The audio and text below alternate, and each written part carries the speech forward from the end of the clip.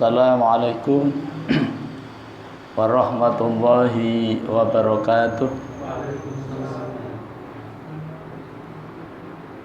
Innal hamdalillah nahmaduhu wa nasta'inuhu wa nastaghfiruh wa na'udzu billahi min shururi anfusina wa min sayyiati a'malina may yahdihillahu fala mudhillalah wa may yudlilhu fala hadiyalah. Asyhadu an la ilaha illallah wahdahu la syarikalah wa asyhadu anna Muhammadan abduhu wa rasuluh la nabiyya wa la rasula ba'dah. Allahumma salli wa sallim wa barik ala hadzal nabiyil karim wa ala alihi wa sahbihi ajma'in amma ba'd. Qala Allah ta'ala fil Qur'anil Karim, a'udzu billahi minasyaitonir rajim. Ya ayyuhalladzina amanu taqullaha haqqa tuqatih wa la tamutunna illa wa antum muslimun. Wa qala ya ayyuhalladzina amanu taqullaha wa qulu qawlan sadida yuslih lakum a'malakum wa yaghfir lakum dzunubakum wa may yuti'illaha wa rasulahu faqad faza fawzan 'azima. Qala Rasulullah sallallahu alaihi wasallam, khairukum man ta'allamal Qur'ana wa 'allamahu. Wa qala iqra'ul Qur'ana fa innahu ya'ti yaumal qiyamati syafi'an li ashabihi. Wa qala man ahya sunnati faqad ahabbani wa man ahabbani kana ma'i fil jannah. Bapak Ibu jamaah salat maghrib Langgar Miftahul Jannah yang dirahmati Allah Subhanahu wa taala.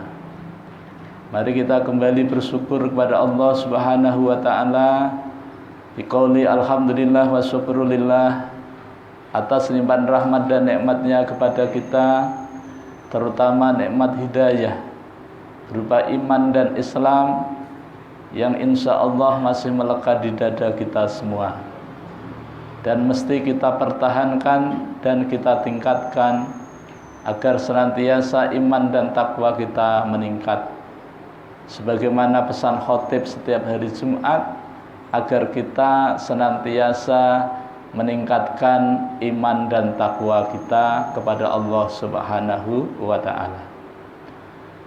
Nikmat kesehatan, nikmat panjang umur, nikmat waktu luang yang Allah berikan kepada kita, sehingga dengan nikmat itu kita dapat melaksanakan sebagian dari perintahnya, yakni melaksanakan sholat fardu maghrib secara berjamaah di musola yang kita cintai ini.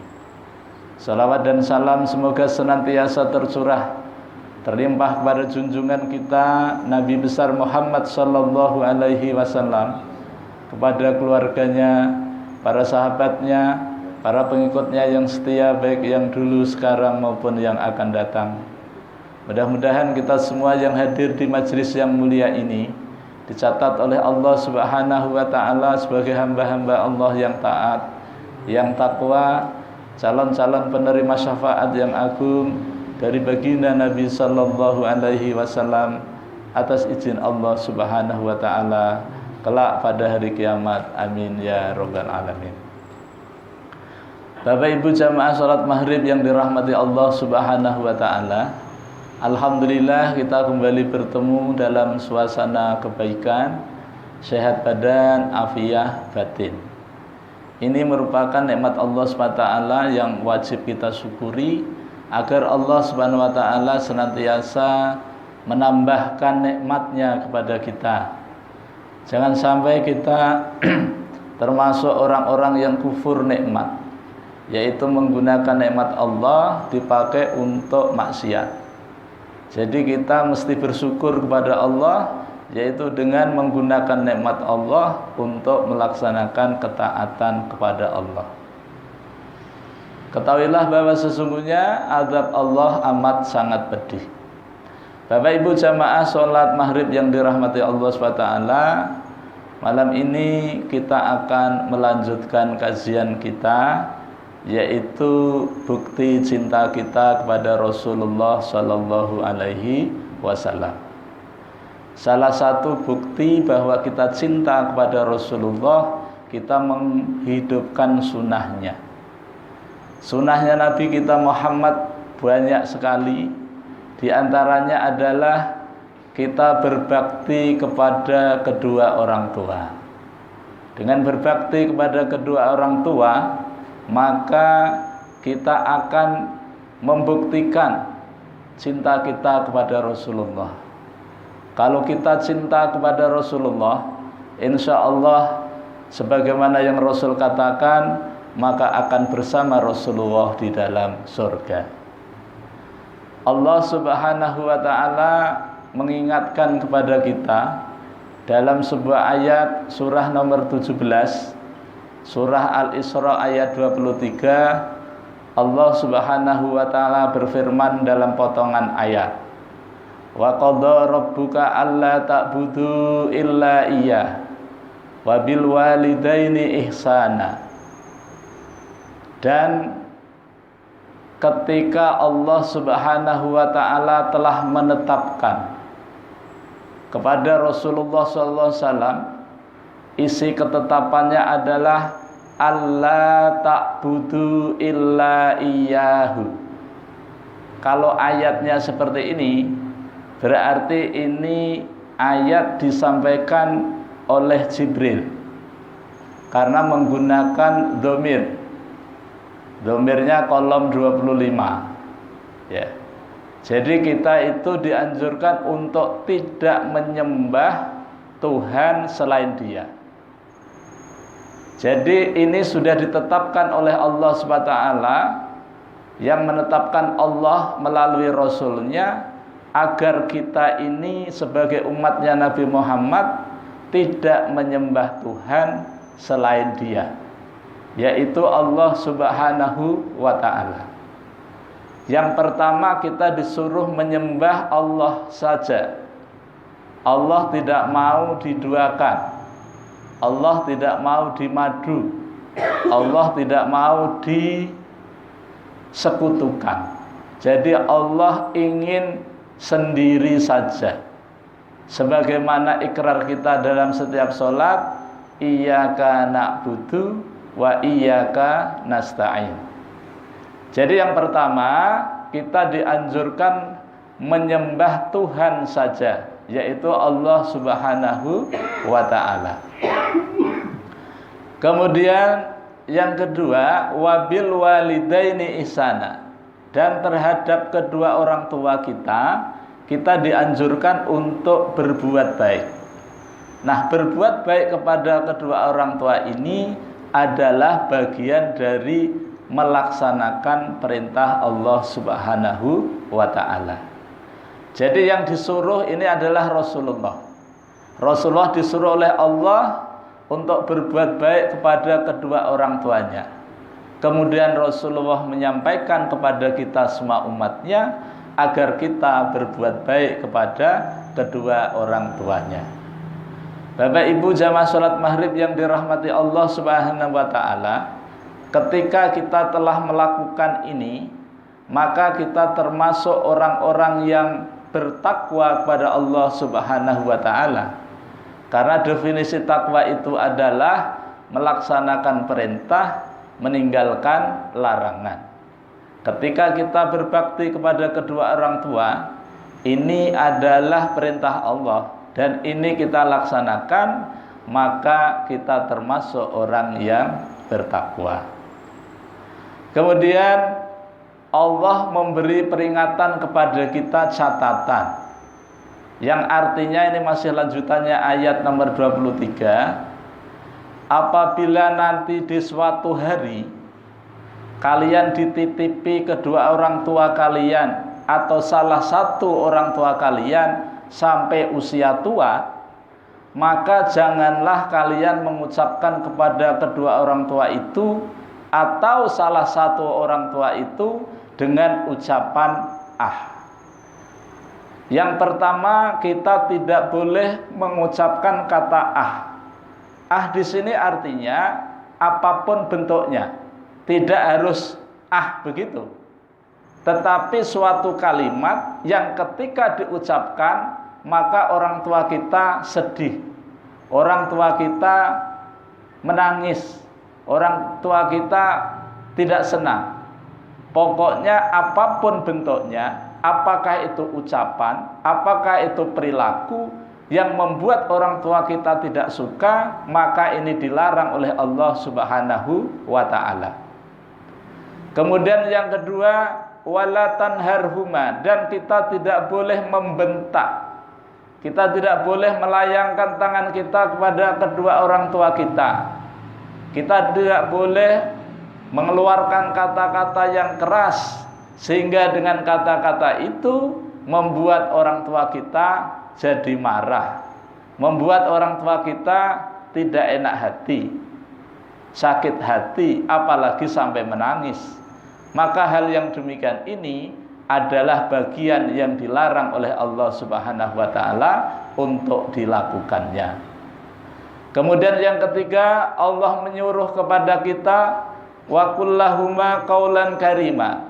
Kita dianjurkan oleh Allah Subhanahu wa ta'ala untuk mengatakan perkataan yang karim. Qaulan karima, perkataan yang mulia. Jadi kepada kedua orang tua kita itu inggih, pun, dan lain sebagainya. Pokoknya ucapkan kalimat-kalimat yang membuat orang tua kita senang. Orang tua kita bisa gembira dengan ucapan kita. Orang tua kita bisa bahagia dengan perilaku kita. Jadi apapun yang bisa kita lakukan, selama itu membuat orang tua kita senang, maka itu termasuk kita telah melaksanakan perintah Allah Subhanahu wa ta'ala. Di sini ada satu perintah, ada dua larangan. Ketika yang dua kita laksanakan sehingga kita tidak melakukannya, maka kita termasuk orang yang taat kepada Allah. Dan ketika kita berlaku baik, berbuat baik kepada orang tua kita, maka kita juga termasuk orang yang taat kepada Allah. Yang dimaksud di situ adalah takwa. Makanya di dalam Al-Quran, Bapak Ibu sekalian, ada dua kata yang senantiasa kita kenal di telinga kita, yaitu kata iman dan takwa. Nah, karena dua kalimat inilah Allah senantiasa letakkan di dalam banyak ayat di dalam Al-Quran. Salah satunya adalah Surah Al-Baqarah ayat 2 sampai 5. Ayat 2 Allah menyatakan dzalikal kitabu la raiba fi hudal lil muttaqin. Di situ ada kata muttaqin, yaitu orang-orang yang bertakwa, yang punya mujarad atau akar kata waqaya, yang artinya adalah menjaga, melindungi, memelihara. Jadi orang yang bertakwa itu adalah orang yang senantiasa menjaga dirinya dari melanggar aturan Allah Subhanahu wa ta'ala.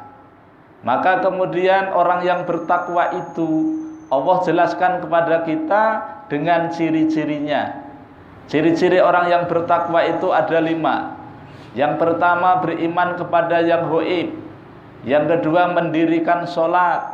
Yang ketiga, menafkahkan hartanya yang diberikan oleh Allah sebagiannya.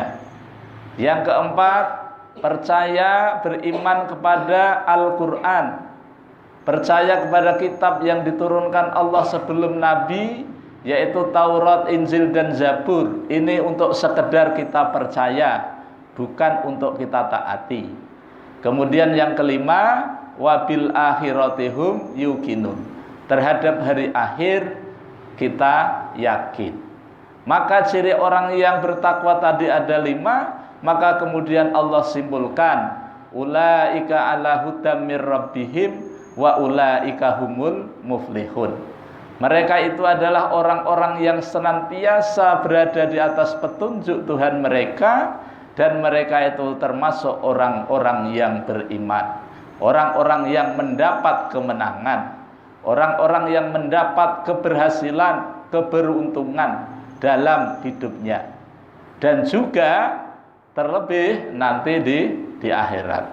Jadi orang yang bertakwa itu memiliki ciri-ciri tersebut. Maka kembali kepada kita, apakah ketakwaan kita selama ini sudah terpenuhi ciri yang tersebut ini? Apabila sudah ada, karena memang Allah yang menyatakan, alhamdulillah. Tetapi apabila ini belum maksimal, maka kita masih dikasih kesempatan oleh Allah untuk memperbaiki kinerja kita. Bapak Ibu jamaah salat maghrib yang dirahmati Allah Subhanahu wa taala, di dalam ayat yang ketiga tadi, ciri orang yang bertakwa tadi adalah yu'minuna billah, yu'minuna bil ghaib, beriman kepada yang ghaib. Jadi iman ini adalah ciri yang pertama bagi orang yang bertakwa. Maka kalau kita bicara tentang iman, maka Allah Subhanahu wa taala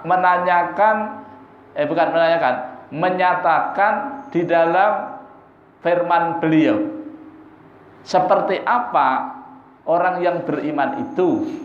Maka Allah Subhanahu wa taala di dalam surah yang ke-8, surah Al-Anfal ayat yang kedua, Allah menyatakan, innamal mu'minuna alladzina idza dzukirallahu wajilat qulubuhum wa idza tuliyat alaihim ayatuhu zadathum imana wa ala rabbihim yatawakkalun.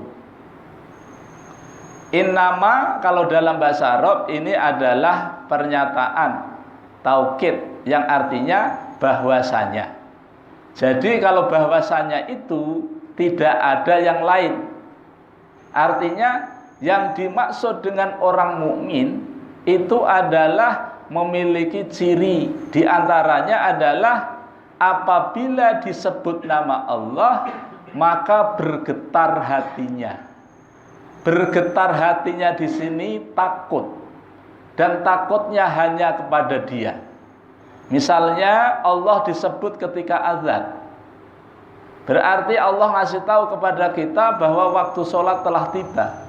Maka orang yang benar-benar beriman kepada Allah, ketika nama Allah itu disebut, maka bergetar hatinya. Segera dia mendatangi di mana panggilan itu berada. Tetapi bagi kita umat yang beriman, itu sudah hafal, sudah biasa, ya kan? Walaupun waktu sholat tidak hafal, tapi saat-saat tertentu kita sudah mengetahuinya. Nah, jadi ketika Allah dipanggil suara azan, maka bergetar hati kita untuk mendatangi karena rasa takut kita kepada Allah Subhanahu wa ta'ala. Dalam sebuah riwayat dikatakan Rasulullah dalam suatu ketika itu pernah ditemui oleh seorang kafir, ya. Orang kafir itu dia menghunus pedangnya dan diletakkan nyaris di lehernya Rasulullah. Ketika itu dia mengatakan kepada Rasulullah, tapi bilangnya tidak Rasulullah Muhammad, ya, karena orang kafir begitu kan. Nah, maka dia mengatakan, wahai Muhammad, ini pedang ada di tanganku, siapakah yang bisa menolongmu? Maka Rasulullah mengatakan Allah. Yang mengatakan Allah ini adalah Rasulullah dengan penuh keyakinan dan penuh rasa takut dan harap hanya kepada Allah. Maka seketika itu pedang yang ada di tangannya jatuh, bahkan orangnya tersungkur. Maka kemudian Rasulullah mengambil pedang tersebut, maka disampaikan kepada orang tadi, nah sekarang pedang ada di tanganku, lalu siapa kira-kira yang akan menolongmu? Karena dia tidak punya Tuhan, tidak percaya adanya Allah, tidak seperti Rasulullah, dia kebingungan. Sementara dia punya Tuhan, Tuhannya berhala dari batu, disebut-sebut juga tidak mendengar, ya, bahkan tidak bisa menolong apapun, makanya kebingungan. Maka dia mengatakan, kalau sekiranya kamu Muhammad mau berbuat baik kepadaku, kau mau mengampuni aku, mau memaafkan aku, maka aku bisa selamat. Tapi Rasulullah tidak melakukannya. Kenapa? Karena memang Rasulullah itu ingin menunjukkan betapa Rasulullah itu kepada musuh-musuhnya itu tetap berakhlakul karimah, berbuat baik. Apalagi seperti itu, yang setiap hari Rasulullah ke masjid, Rasulullah diludahi ketika mau sholat ke masjid, kemudian sakit, ya, maka teman-temannya yang Yahudi itu belum ada yang membesuknya. Ternyata Rasulullah yang setiap harinya menjadi langganan ludah-ludahan itu, Rasulullah datang lebih dulu, sementara teman-temannya belum. Banyak riwayat-riwayat yang memberitahu kepada kita betapa keluhuran budi pekerti Rasulullah Sallallahu Alaihi Wasallam. Bapak Ibu jamaah sholat maghrib yang dirahmati Allah SWT, jadi ungkapan bergetarnya kita ketika nama Allah disebut ini membuat peningkatan di dalam tubuh kita itu yang luar biasa. Kenapa? Ketika kita itu dihadapkan suatu persoalan, kemudian kita ingat kepada Allah dan kita mohon kepada Allah, maka pastikan Allah akan menolong kita. Pastikan Allah akan membantu kita keluar dari persoalan tersebut. Ciri yang kedua, wa idza tuliyat alaihim ayatuhu zadathum imana. Ciri orang yang beriman yang kedua adalah apabila dibacakan ayat-ayat Allah, maka bertambahlah imannya. Ayat Allah itu bisa dalam bentuk ucapan yang ada di dalam Al-Quran. Ketika dibaca, maka tambah imannya. Tambah iman itu ditandai dengan meningkatnya amal ibadah kita. Kalau menurun imannya itu ditandai dengan menurunnya amal ibadah kita. Yang biasanya sholat tahajud 11 rakaat, imannya ini lagi naik ini, ya. Tapi ketika turun, nah itu tahajudnya 2 rakaat, tambah witir 1. Nah itu lagi menurun ini. Tapi kalau begitu nurunnya itu drastis, maka yang biasa tahajud ini enggak. Nah, begitu ya. Makanya peningkatan kualitas iman seseorang itu ditandai sejauh mana ketaatannya kepada Allah Subhanahu wa taala. Nah, jadi ketika ayat Allah ini dibacakan, maka tambah imannya. Kemudian kalau ayat-ayat kauniyah, yaitu yang berupa ciptaan Allah, ketika kita melihat, kita tambah imannya. Melihat gunung yang begitu indah, dilihat dari jarak jauh kok begitu anggun, didatangi ternyata begitu, tapi kita mengucapkan subhanallah, kita mengucapkan masya Allah, bahwa itu adalah ayat-ayat Allah, ciptaan Allah yang bisa kita lihat, kemudian kita ingat kepada Allah, kemudian meningkat iman kita. Jadi tanda yang kedua adalah ketika ayat Allah itu dibacakan, baik yang tertulis maupun yang terlihat, maka tambah imannya. Tambah iman ditandai dengan meningkatnya ketaatan kita. Kemudian yang ketiga, wa ala rabbihim yatawakkalun. Orang yang beriman itu, ciri yang ketiga adalah mereka hanya berserah diri, bertawakal kepada Allah saja.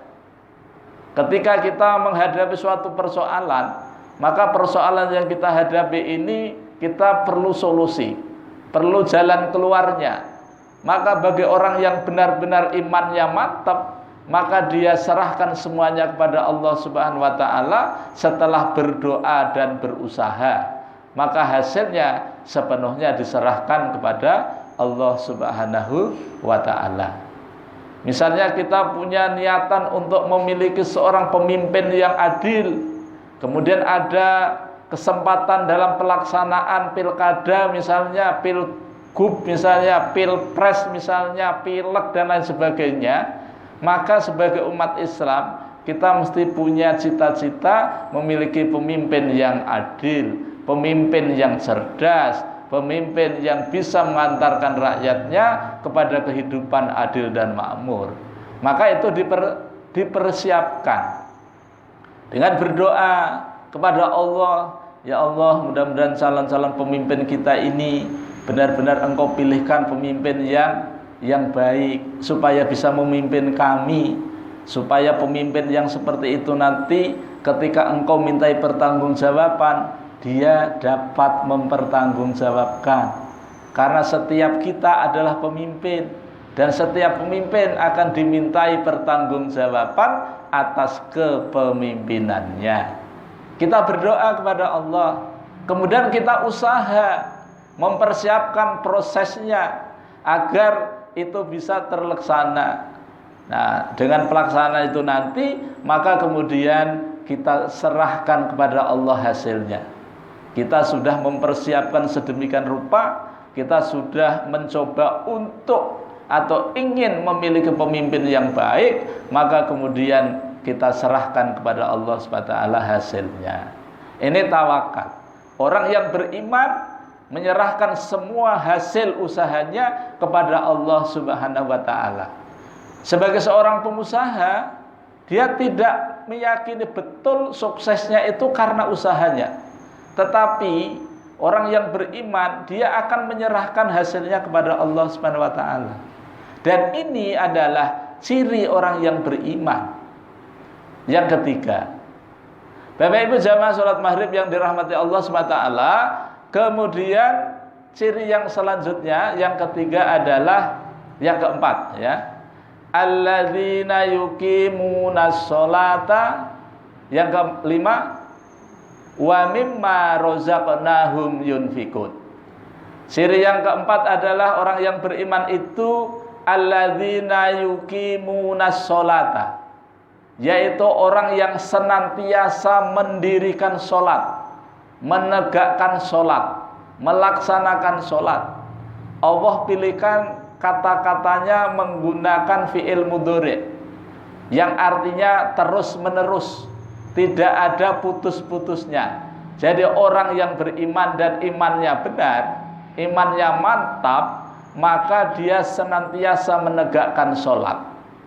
Menegakkan sholat itu ya diperhatikan waktunya, diperhatikan nilai-nilai ajaran di dalam sholat itu, kemudian diterapkan dalam kehidupan sehari-hari.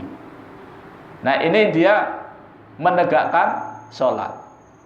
Kemudian yang kelima adalah wa mimma razaqnahum yunfikun.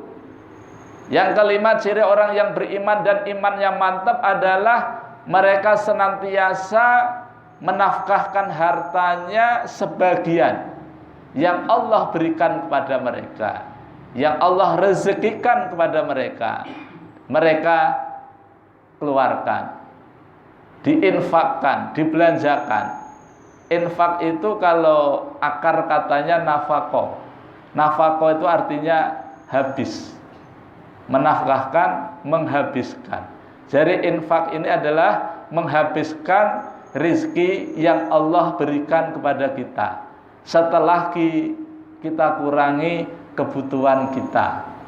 Misalnya kita punya hasil 1 juta sebulan, keperluannya 900, maka masih ada sisa 100.000.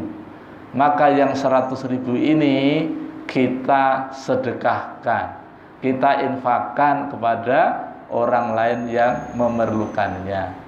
Yang demikian itu adalah ciri orang yang beriman. Nah, jadi orang yang beriman memiliki ciri 5 macam. Maka Allah pun menyimpulkan di dalam ayat berikutnya. Jadi tadi ada ayat 2, ayat 3, ini ayat 4 ini. Ulaika humul mu'minuna haqqo. Mereka itu adalah orang-orang yang benar imannya. Mereka itu adalah imannya bujur-bujur, haqqo, itu benar. Yang memiliki ciri 5 tadi. Ya. Nah, karena ulaika humul mu'minuna haqqo, maka Allah akan memberikan reward kepada orang yang beriman tadi. Apa itu? Allah menyatakan lahum darajatun inda rabbihim. Bagi mereka yang beriman, yang memiliki ciri 5 tadi, maka mereka akan diberikan derajat di sisi Allah Subhanahu wa ta'ala. Allah memberikan penghargaan yang tinggi dibandingkan dengan orang-orang yang imannya biasa-biasa saja. Allah akan menempatkan orang tersebut di dunianya juga bahagia, di akhiratnya juga bahagia. Jadi kalau bahasa pesantrennya itu syaidun fid dunya wa syaidun fil akhirah. Jadi di dunianya bahagia, di akhiratnya bahagia. Kenapa? Karena memang dia itu menempatkan posisinya sebagai muslim, sebagai mukmin yang benar. Kemudian yang kedua, Allah memberikan kepada mereka tadi, yang pertama tadi apa? Derajat di sisi Tuhan. Kalau di sisi Tuhan diberikan derajat, jadi nanti ditempatkan Allah di dalam surga. Tentu surganya beda antara yang imannya biasa-biasa saja dengan imannya yang kuat tadi, maka Allah akan bedakan ya kelasnya itu. Mungkin bukan kelas ekonomi, ya, kelasnya kelas VIP gitu ya. Jadi kelasnya kelas bagus lah, begitu. Nah, kemudian yang kedua, wa mahfiratun, Allah akan memberikan ampunan. Jadi Allah akan memberikan ampunan ketika dia minta ampun. Allah akan menerima taubatnya ketika mereka bertobat. Allah akan mengampuni ketika mereka punya dosa yang bukan syirik, belum sempat bertobat di dunia, terlanjur mati, maka ketika hisab dia punya dosa, maka Allah akan ampuni. Kemudian yang ketiga, warizkun karim, Allah akan memberikan rizki yang baik. Karim di sini adalah mulia. Jadi orang yang imannya yang memenuhi 5 kriteria tadi akan diberikan Allah 3 macam. Yang pertama, derajatnya di sisi Allah tinggi. Yang kedua, dijamin oleh Allah ampunan. Yang ketiga, Allah akan beri rizki yang mulia. Tidak hanya di dunia, terlebih di akhirat nanti. Yang rizkun karim ini, Allah akan menjamin rizkinya. Dengan rizki itu bisa menghidupi keluarganya menjadi keluarga yang sakinah, mawaddah, warahmah. Nah gitu. Makanya salah satu tujuan berumah tangga itu kan untuk mendapatkan ketenangan. Nah, hidup bisa tenang itu apabila ada jaminan ketahanan pangan. Ya, kalau Allah sudah menjamin rizki yang baik kepada orang yang beriman tadi, maka insya Allah kebahagiaan itu akan mudah kita raih. Bapak Ibu jamaah sholat maghrib yang dirahmati Allah Subhanahu wa ta'ala, iman yang kuat cirinya 5. Yang akan didapat adalah 3, ya, derajat, ampunan, dan rizki. Orang yang takwa cirinya 5, ya, cirinya 5 juga. Allah akan memberikan kemenangan. Makanya sebentar lagi nanti ada orang memanggil-manggil ngajak kita untuk meraih kemenangan. Nah gitu ya. Hayya 'alas shalah, itu ngajak sholat. Jalannya nanti hayya 'alal falah. Ini ngajak meraih kemenangan ini. Makanya jawabannya beda. Kalau waktu Allahu Akbar sama. Asyhadu alla ilaha illallah sama. Asyhadu anna Muhammadar Rasulullah sama jawabannya ya. Ketika hayya 'alas shalah, hayya 'alal falah beda. Kenapa? Karena ini pengakuan kita. La haula wala quwata illa billahil aliyyil azim. Jadi kita ini tidak punya daya upaya, tidak punya kekuatan untuk melakukan itu semua dalam rangka untuk meraih kebahagiaan, meraih kemenangan. Kita nggak punya daya upaya, tapi kita dikasih kesempatan oleh Allah untuk meminta. Makanya di dalam kitab, ya, ulun lupa namanya, Ibnu Taimiyah, beliau mengatakan begini, apabila orang muslim itu paham terhadap ucapan iyyaka na'budu, nah iyyaka na'budu, maka orang itu akan terbebas dari sifat riya. Karena penyakit ibadah amal kita ini kan riya gitu ya. Bagaimana supaya tidak riya? Maka pahamilah ikrar kita pada waktu sholat membaca Al-Fatihah tadi. Ketika kita itu paham terhadap iyyaka na'budu, maka orang itu akan terbebaskan dari sifat riya. Kenapa? Karena kita paham betul tujuan kita beribadah itu hanya kepada Engkau ya Allah, tidak kepada yang lain. Dan tugas kami sebagai bangsa manusia ini memang ibadah, dan ibadah itu hanya kepada Allah semata. Makanya tidak akan mungkin riya. Orang yang sering riya itu disebabkan karena nggak paham apa yang diikrarkan. Kemudian beliau melanjutkan, apabila orang muslim itu paham kata-kata wa iyyaka nasta'in, dan hanya kepada Engkau ya Allah kami minta pertolongan, maka orang itu akan terbebas dari penyakit wujub, bangga. Kan ini merusak amal kita juga. Kita sudah bisa infak, bisa zakat, tapi nggak tahan kalau nggak ada orang yang mendengar. Gatel rasanya kalau nggak ada orang yang melihat. Maka berbagai macam cara dilakukan agar yang kita lakukan itu bisa kedengaran orang lain, sehingga orang yang mendengar, yang melihat kita beramal memuji kita. Setelah kita mendengar pujian itu sampai kepada kita, lalu bangga. Nah begitu kan? Makanya ketika Ibnu Taimiyah mengatakan itu, kalau kita paham terhadap wa iyyaka nasta'in tadi, maka tidak akan wujub, tidak akan bangga dalam amalan kita. Kenapa? Kita sadar betul karena kita itu memang tidak bisa berbuat apa-apa. Iya, nggak bisa, nggak punya kekuatan, sama sekali nggak punya kekuatan. La haula wala quwata illa billah. Ya, kecuali Allah memberikan kekuatan untuk melakukan perintah Allah. Makanya wa iyyaka nasta'in tadi adalah kita minta pertolongan Allah agar kita diberi kemampuan, kesanggupan oleh Allah untuk melaksanakan ibadah kepada Allah. Jadi kembalinya kepada na'budu tadi. Nah ini, Bapak Ibu jamaah sholat maghrib yang dirahmati Allah Subhanahu wa taala.